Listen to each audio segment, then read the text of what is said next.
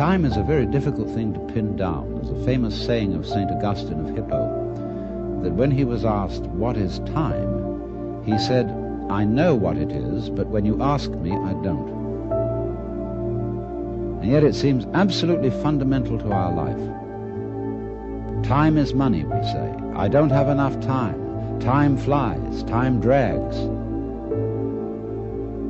And I think we should go into the question of what this is, because in our ordinary common sense, we think of time as a one-way motion from the past through the present and on into the future. And that carries along with it another impression, which is to say that life moves from the past to the future in such a way that what happens now and what will happen is always the result of what has happened in the past. In other words, we seem to be driven along. You know, once upon a time it was fashionable in psychology for people to speak of man's and animals' instincts. That we have, for example, an instinct for survival, an instinct to make love, and so on. But nowadays that word has become unfashionable, and psychologists tend instead to use the word drives, and to speak of the need for food as a drive, the need for survival or for sex as drives. And that's a very significant word, because it's brought out, isn't it, by people who feel driven. I must say personally, if I feel hungry, I don't feel driven. Also, if I feel lusty, I don't feel driven. Because I don't say, "Oh, excuse me, but I have to eat," or "Excuse me, but I need to fulfill my sexual urges, my biological impulses." I say, "Hooray, I identify myself with my drives. They're me." And I don't take a passive attitude towards them and apologize for them. So the whole idea of our being driven is connected with the idea of causality, of life moving under the power of the past. And that is so ingrained in our common sense that it's very difficult to get rid of it, because I want to turn the thing round completely the other way and say that the past is the result of the present. Let us suppose, just for the sake of example, that this universe started with a big bang, as some cosmologists believe. Now, when that bang happened, it was the present, wasn't it? And so the universe began in what we will call a now moment. Then it goes on doing its stuff. And always, when any event that we now call past came into being, it came into being in the present and out of the present. That's one way of seeing it. But before we get further involved in this, I want to draw your attention to a fallacy in the very common sense idea of causality. That events are caused by previous events, from which they flow or result necessarily. To understand the fallacy of that idea, we have to begin by asking, what do you mean by an event? Let's take the event of a human being coming into the world. Now, when does that event begin? Does it occur at the moment of parturition, when the baby actually comes out of its mother? Or does the baby begin at the moment of conception? Or does the baby begin when it was an evil gleam in its father's eye? Or does a baby begin when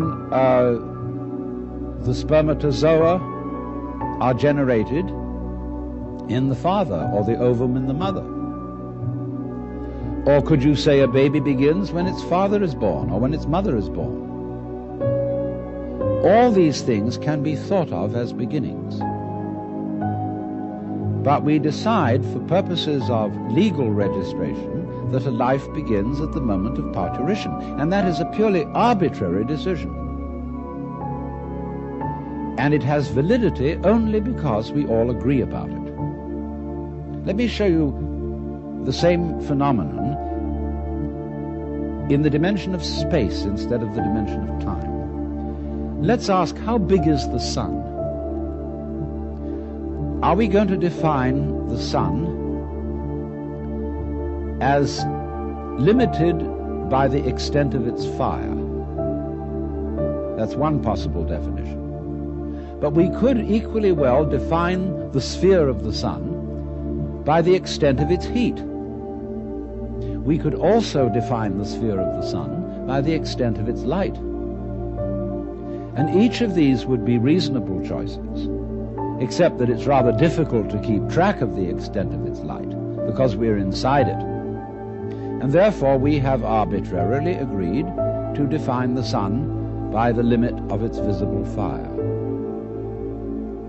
But you will see in all these, by these analogies, that how big a thing is, or how long an event is simply a matter of definition.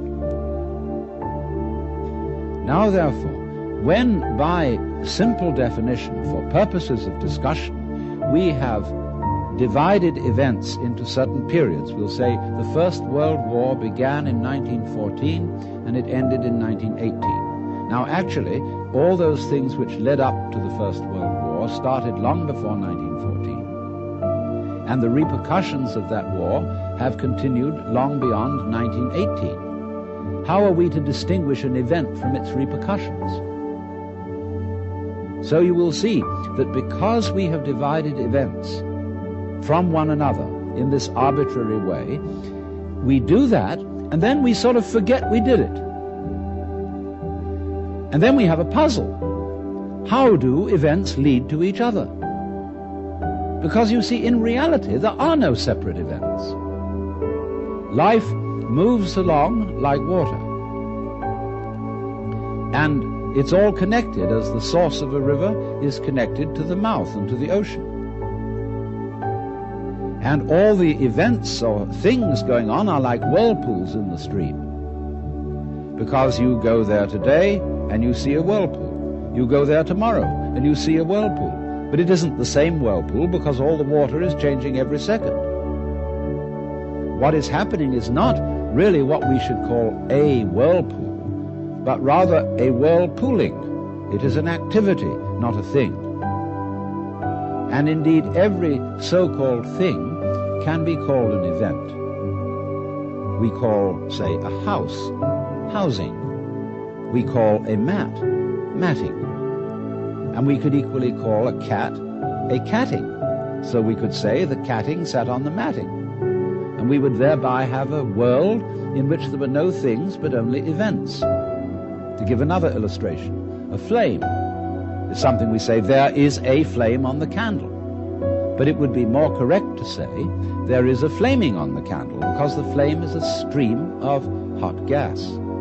Let's take another amusing example. We say fist, and fist is a noun.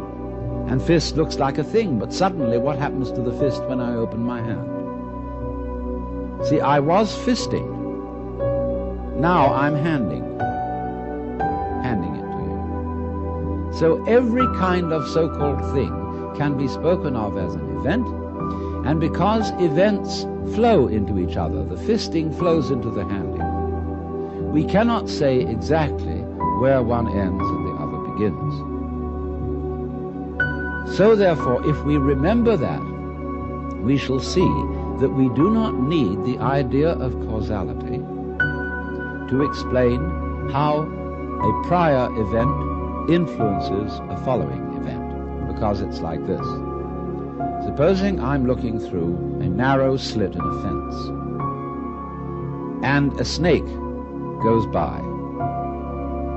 I've never seen a snake before, and this is mysterious. And I see through the slit in the fence first the snake's head. Then I see a long, trailing body, and then finally the tail. I say, well, that was interesting. Then the snake turns round and goes back. And again I see first the head, and then after an interval the tail. Now if I call the head one event and the tail another, it will seem to me that the event head is the cause of the event tail, and the tail is the effect. But if I look at the whole snake, I will see a head-tailed snake, and it would be simply absurd to say that the head of the snake is the cause of the tail, as if the snake came into being, first the head and then the tail. The snake comes into being out of its egg as a head-tailed snake. And so in exactly the same way, all events are really one event. We're looking, when we talk about different events, we're looking at different sections or parts of one continuous happening. And therefore, the idea of separate events which have to be linked by a mysterious process called cause and effect is completely unnecessary. But having thought that way, we think of present events as being caused by past events, and therefore we tend to regard ourselves as the puppets of the past, as driven along by something that is always behind us. Now, to overcome this impression, it's very simple. You begin again with an experiment which I suggested in a previous talk about meditation. Approach the world through your ears. If you shut your eyes and make contact with reality purely with your ears, I mean, it's kind of silly perhaps to shut your eyes when you're looking at television, but do it just for a moment. And you will realize that the sounds you are hearing are all coming out of silence. You hear, and it fades away, fades, and finally disappears. It's a curious world, this, isn't it? Because you hear all the realities in it, the sounds, suddenly coming out of nothing. You don't see any reason for them to begin. They just appear, and then they echo away through the corridors of the mind, which we call memory. Now, if you open your eyes, it's a little harder to see this with your eyes because, unlike sounds, the eyes sound static. Or rather, they look static. Everything looks still to your eyes. But you must understand that the world you are looking at, say when you look at a light, that light is vibrating. All material things are vibrations, and they are vibrating at you now in the same way as the sound was vibrating on your ears. In other words, the present world that you see is a vibration coming just as the sound comes out of silence. The light is coming out of space. It's coming out of nothing straight at you now and echoing away into the past. So the course of time is really very much like the course of a ship in the ocean. Because here's the ship, you see, and it leaves behind it a wake.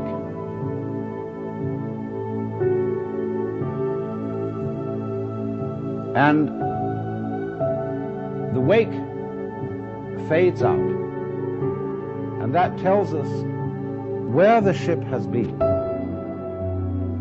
in just the same way as the past and our memory of the past tells us what we have done.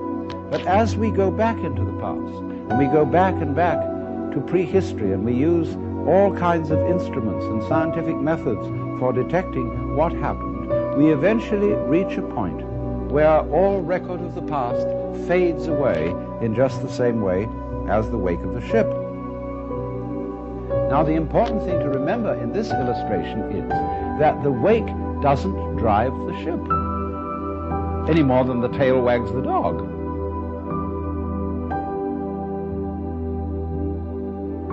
Supposing there's a neurotic, difficult child, and one school of thought used to say, well, bang him about, beat him up, and maybe he'll change. But then they said, oh no, that's not fair to the child to beat him up because it was his parents. They didn't bring him up properly. And so then they say, well, punish the parents.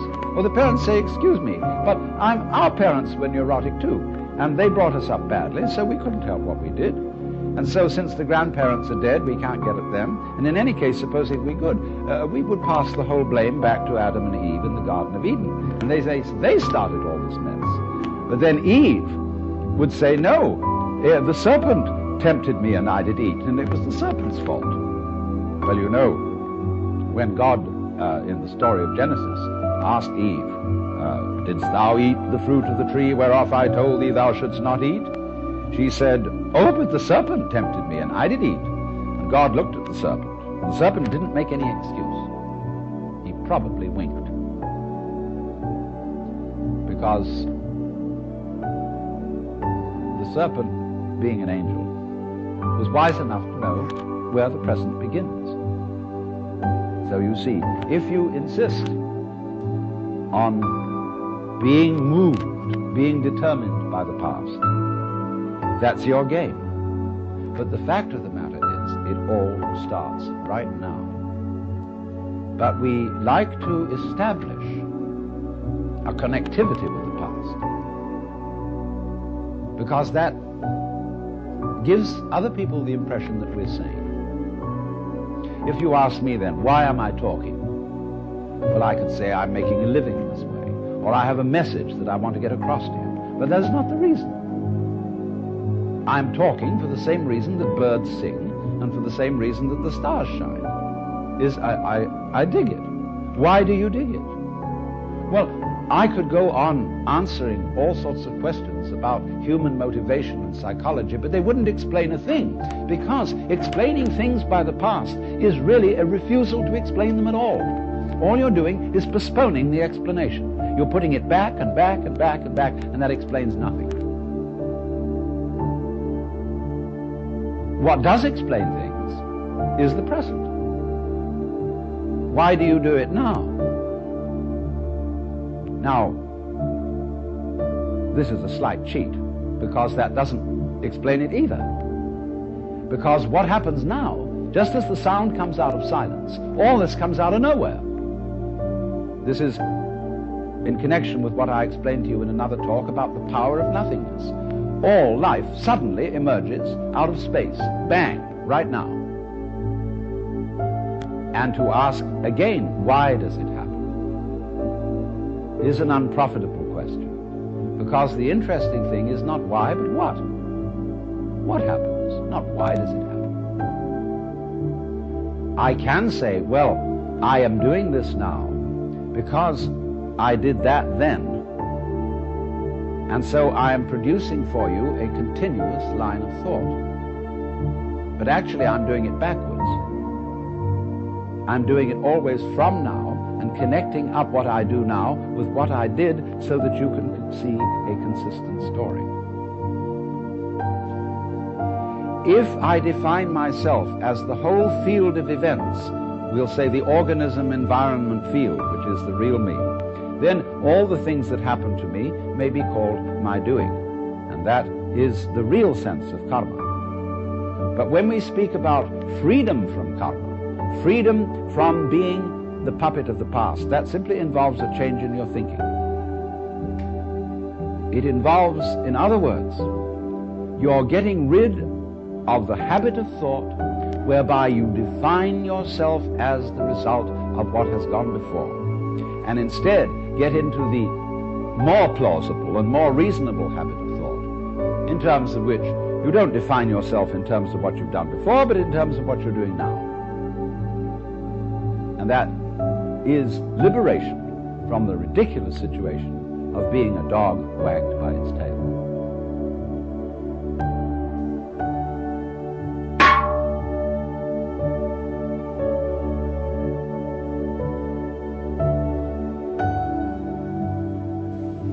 Tonight I want to tell you 3 fantasies, all of which have something in common. The first fantasy is about reproduction. We use the word reproduction in 2 principal ways. When we talk about the biological reproduction of the species, and when we talk about making a good reproduction of something in terms of a painting, a photograph, or a recording, or a videotape. And what is all this about reproduction in that direction? Hundreds of years ago, kings of Europe who wanted to form feudal alliances by marrying the princesses of far-off states would have painters send portraits of the lady in question to see if His Majesty approved of her before he got her. And there's a famous story in which Henry VIII of England was badly cheated in this respect by a too flattering portrait of Anne of Cleves. And therefore there grew up a kind of morale among artists in the European tradition to make faithful reproductions of people. And they perfected their technique, beginning with the marvelous work of the Renaissance painters and the Flemish painters, and going on finally to what was called art officielle in the 19th century. We got what we now call photographic realism. But then they said, isn't there some more scientific way of doing this? And so they discovered the camera. And first of all, there were, remember those brownish daguerreotypes? And people said, well, that is pretty. It really looks like Grandpa, doesn't it? And then they said, but there are several things missing. It isn't colored. So first of all, they tinted them. And then they said, well, it's real lifelike. But then they went on to say, but there are some people whose whole style of life, whose personality is in the way they move. And if you just take a static shot like that, the personality isn't there. It's the way they go. So they said, we've got to have some way of making people move. So they invented the movies. And I remember when the first movies came out, they were all going everybody was going, in a jerky way. Then they smoothed it out and they said, oh, that's real lifelike. But they said then, but there's another thing about reproducing people, which is that they talk, and a whole lot of their personality is in the voice. So can't we have them talking at the same time that they move? So they invented the talkies. And then to get it more lifelike still, they colored them. They said, wow, now we're really getting somewhere. Then, to make it even more real, they put it in 3D. And you had to wear sort of spectacles over your face to see it that way. But then they went on to say, why is it that every time we want to see one of these things, we have to go down to the center of town? Can't we have it all at home? And so television came on. And in television, they first of all started out with black and white, and it was kind of like Robert Benchley once described the cuts in French newspapers as all looking as if they'd been made on bread. Well, that was television at a certain period. And then they improved it, and then they colored it, and that's where we are now. Not quite. Because somebody has come out with the thing that we shall all be seeing soon, which is the hologram. A television image produced by laser beams, where you see a three-dimensional figure out in the air in front of you. I say, isn't that marvelous? Whew.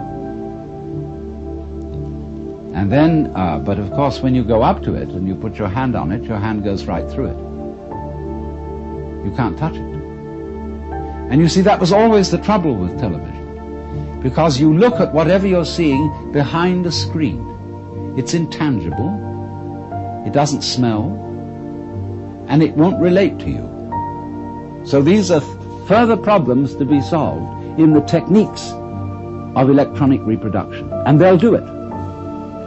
They'll first of all manage a way in which the electronic emission sources can solidify and make the air vibrate, so that you go up and you touch the figure and you won't be able to push your hand through it, because the air will be going faster than your hand. Imagine that. You can actually, if there's a beautiful dancer on the television, you'll be able to go up and embrace her, but she won't know you're there, and she won't respond to you. And you'll say, well, that's not very lifelike. Just as they once said, if the photograph doesn't move, it's not very lifelike. If it doesn't talk, it's not very lifelike. They'll next say, if the reproduction in 3 dimensions solid doesn't respond, it's not very lifelike. So they'll have to figure out a technique for doing that. What will they do? Well, I tell you. Sitting in your home, where you're watching the scene on a kind of stage now, not on a screen, there'll be a TV camera observing you. And that TV camera will report back everything you do into a computer. And the computer will so manage each bit of information, that's to say, each tiny little granule unit of information going into the image that you're looking at, that it will immediately decide what is the appropriate response to the approach that you are making to the image. Won't that be crazy? You know, she may slap you in the face, and she may kiss you. You never know. But then, they say, now, this is still not really the kind of reproduction we want. What we wanted when we looked at this scene is to be able to identify with one of the characters. We wanted to not just watch the drama that's being performed on the stage in front of us, but actually get into it. And so we want to be wired in with electrodes on the brain, so that we will actually feel the emotions of the people acting on the stage. And so eventually we will get absolutely perfect reproduction, and we will be able to see that image so vividly that we shall become it. And so the question arises, could that be where we are already? Are we a reproduction which over the centuries of evolution has worked out to be a replica of something else that was going on, and we are where we always were? Now the next fantasy concerns the idea that every living being thinks it's human. And that means a plant, a worm, a virus, a bacterium, a fruit fly, a hippopotamus, a giraffe, a rabbit. That all these beings, wherever they feel out from, as we feel out from our bodies, feel that they're in the middle. That is to say, wherever you look, you turn your head around, and you feel you're in the middle of the world. You feel you're the center. And a rabbit or a fruit fly feels that it is a center.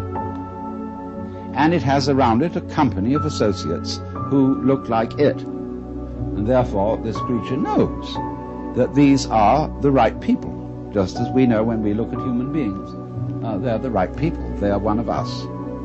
Only, of course, we have to make distinctions, because you never really know that you are you, and that you are really in the right place, unless you can contrast yourself with some other people who are, after all, not quite in the right place, and some other people who are very much in the wrong place. And then, through having this succession of comparisons, you know that you're okay. Well, the insect has exactly the same arrangement. Well, you say, well, insects and things like fishes, they don't have any culture? What do you mean, fishes being civilized and being entitled to consider themselves as humans? Well, let me put the argument from the fish's point of view. Fishes say, human beings are a mess. Look what they do. They can't exist without cluttering themselves and carrying around all kinds of things outside their bodies. They have to have houses and automobiles and books, and records and television and hi-fi equipment and stuff, endless stuff, and they litter the earth with rubbish. So think of a dolphin. He isn't really a fish because a dolphin's a mammal, but a dolphin's point of view towards the human race. Dolphins spend most of their time playing. They don't work because the grocery is right there in the ocean, whatever they need. And so a dolphin will catch up with a seagoing liner, and it'll get on the wake of the liner and put its tail at an exact angle of 26 degrees. And in so doing, the liner will carry the dolphin along. The dolphin will make circles around the liner just for fun, playing all its life in the water. And we know that a dolphin's brain is as big, if not bigger than ours, that it's incredibly intelligent, that it has a language which we can't decipher. And the person who knows most about dolphins in the United States, Dr. John Lilly, is a friend of mine, and he said he came to the conclusion that dolphins were too smart to tell us their language. So he abandoned this project. He said he would no longer keep such a highly civilized being in the concentration camp of a zoo, and that it should go back to the ocean. So the point is, though, that not only dolphins, but every organism that has any sensitivity in it whatsoever considers itself to be the center of the universe. Now, it has its problems. There's a Zen poem which says, "The morning glory which blooms for an hour differs not at heart from a giant pine that lives for 1,000 years." In other words, an hour is a long life to a morning glory. 1,000 years is a long life to a pine. And our 80 years and 10, or as the insurance company's actuarial tables put it, somewhere between 65 and 70 years as an average human life, seems about the right length of life. I mean, there are people who want to go on and are in quest of immortality and have their bodies frozen in case there should develop in the future some technique by which they could be revived. But I really don't go for that idea, because nature has mercifully arranged the principle of forgettery as well as the principle of memory. If you always and always and always remembered everything, you see, you would be like a piece of paper which had been painted over and painted over and painted over until there was no space left, and you wouldn't be able to distinguish between one thing and another. It's like when a whole bunch of people start to scream and make noises and out-scream each other. Soon you can hear nobody. So in that way, one's memories become screams, and nature mercifully arranges that the whole thing be erased when you begin again. You see, it doesn't matter in what form you begin, whether you begin again as a human being, or as a fruit fly, butterfly, or a beetle, or a bird. It feels the same way that you feel now. So we're really all in the same place. We all have above us things much higher than ourselves. And we all have below us things that we feel are much lower than ourselves, just as there are things out there on the left and things out there on the right, and things in front and things behind. Because you're the middle. You're the middle everywhere, always.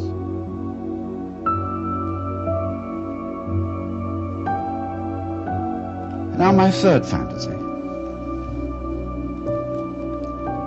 Nobody has, it seems to me, really seriously asked the question, how do stars begin?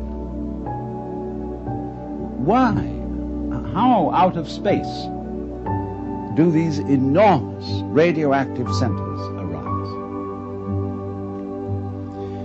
Well, I'm going to solve this problem on the principle of the egg and the hen, because it is said a chicken is one egg's way of becoming other eggs. And if you've understood my second fantasy, you will see how that could be true. Now let's suppose then that a planet is one star's way of becoming another star. You know, stars, when they explode, they send a lot of goo out into space. And some of this goo solidifies into balls which get in orbit and spin round the star. And in one chance in 1,000 maybe, one of those balls will become like the planet Earth. And slowly upon it will arise what some people might call a disease called the bacteria of intelligent life. And they have a notion, these things that we call alive, that they ought to go on.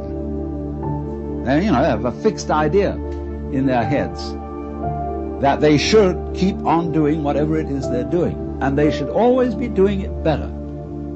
So they divide themselves into different species, and these species compete with each other in order to, as it were, flex their muscles and get better and better at whatever it is they are. And they go on doing this until one species really establishes itself as top species in the particular area on the particular planet. As we, human beings, Homo sapiens, have established ourselves as top species on Earth, whatever top means. Well then, when we have a little leisure and don't have to spend all our time finding food to put into our mouths, we start asking questions. And we look around at each other and everything and say, what is this? I mean, what's going on here? Well, some people say, that's a stupid question to ask. Why don't you just go on doing your work? Go hunting, go farming, go doing your business. They say, no, there are higher things. So they create a special class of people who are in India called Brahmins, among us, philosophers, scientists, theologians, thinkers.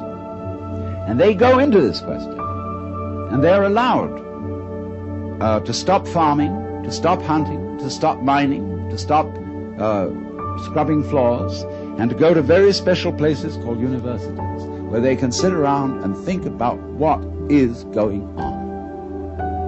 Or they think about this. First of all, they do what they call philosophy, which is they try to say what it means. What does the word be? What does the word exist mean? What do we mean when we say we're here? Well, they find they can't discuss that very far, because the word stops meaning anything. It sort of becomes a noise. They say, no, we're not really getting to the point. What we've got to do is, instead of thinking all the time and just theorizing and talking words about what's going on, we've got to investigate it experimentally. We've somehow got to look into this stuff that we call reality, a material world, and find out what it is. So they start chopping it up. See? They go into flowers and they chop up the seeds, and they look into the middle of the seeds. They find something there, and then they have to get a magnifying glass and look in on that. It gets smaller and smaller and smaller. And they reason they must eventually come to some particle called an atom. In Greek, atom means atomos, non-cuttable, what you can't split any further. So they come down to the atomos, that than which there is no whicher, they thought. But then they found they could split that atom. They could find the electron, the positron, the meson, etc., etc., etc., forever.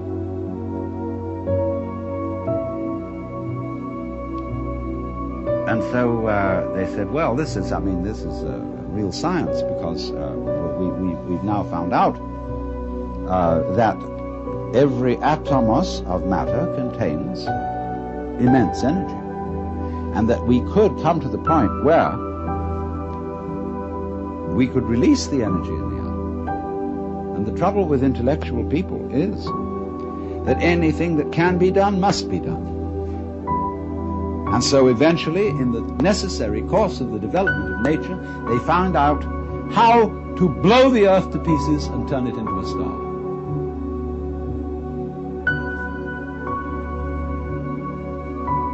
So that may be, you see, how stars originate.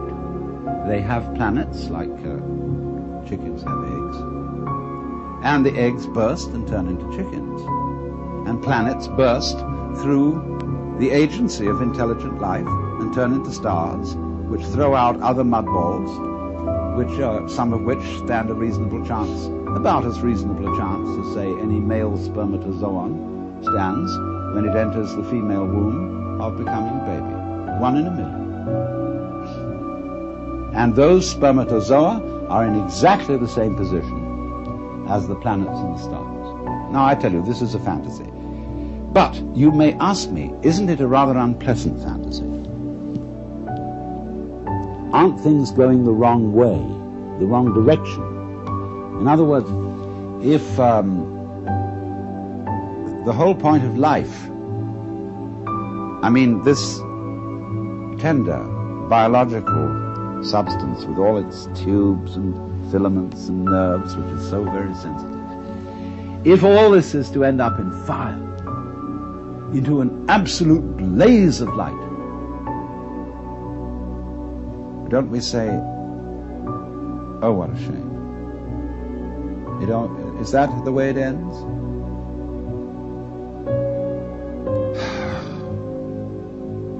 But so many people say that they want to see the light. They want to be enlightened. They want to dissolve into the light of God. And then when they've done that, all over again, the process goes on, and it blows out those mud balls. And here are planets, and here once again, you're a baby, you're a child, the flowers are brilliantly colored, the stars are gorgeous, the smell of the earth, the sound of the rain, everything is marvelous once again. Once again, you see the other, the man, the woman that you love. As if it had never happened before, it all starts over again.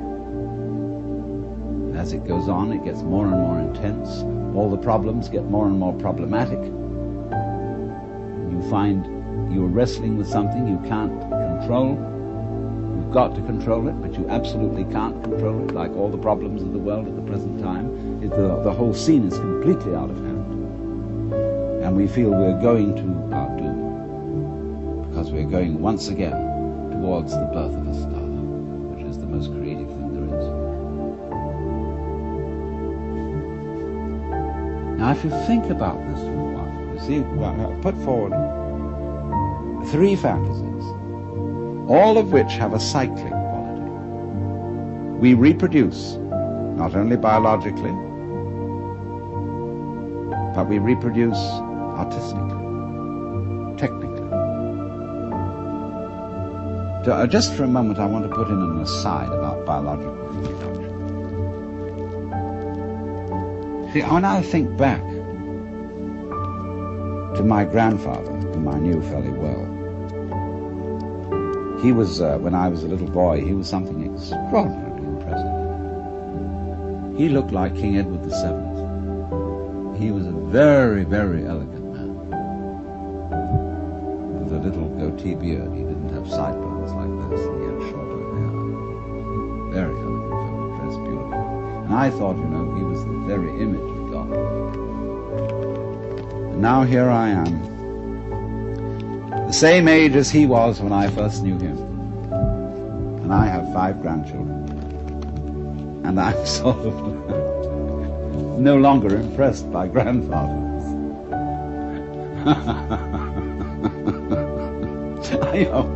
Here I am. I'm one of them too. And this is the same idea, you see, of the round. That we are almost perpetually in the same place, as the French proverb says, plus ça change, plus c'est la même chose. The more it changes, the more it's the same thing. Well, that means then, you see, that existence, the feeling of being, is a sort of spectrum. Just as light is at one end red and at the other end violet. And you have to have these extremes in order to have color at all, in order to know light. So you see, likewise, we have to have the experience that there is somebody else, something else going on altogether out of our control, in order to have the experience of being me. And so in order to feel good, to feel that life is worthwhile, that existence is worth going on, in order to bring out that feeling, just as the red brings out the violet, there has to be in the back of our minds, maybe very far away, the comprehension that there is something that could happen that absolutely mustn't happen, that is the horrors, that is the screaming mimes at the end of the line. We have to know that's there. And every so often, that has to happen. Because if there isn't the experience that we go through, called the screaming mimes at the end of the line, where everything has gone wrong, like just before he died, the British novelist Arnold Bennett said, "I feel somehow that everything's absolutely wrong." You know? So the possibility, even the imagination that there could be such an experience in the back of our heads, is the background which gives intensity to the sense that we call feeling good, feeling that it's all right. It's all right now, I'm only bleeding. So, if you understand that, you see that really and truly you're always in the same place. Just as every creature thinks it's a human being. And as just every being turns out to be a reproduction by some interesting technology, whether it's electronic or biological, makes very little difference. And just as it may be, I don't know, planets are stars' ways of becoming other stars, and so on, and so on, and so on. But the moral is, you're always in the same place. And what is that place?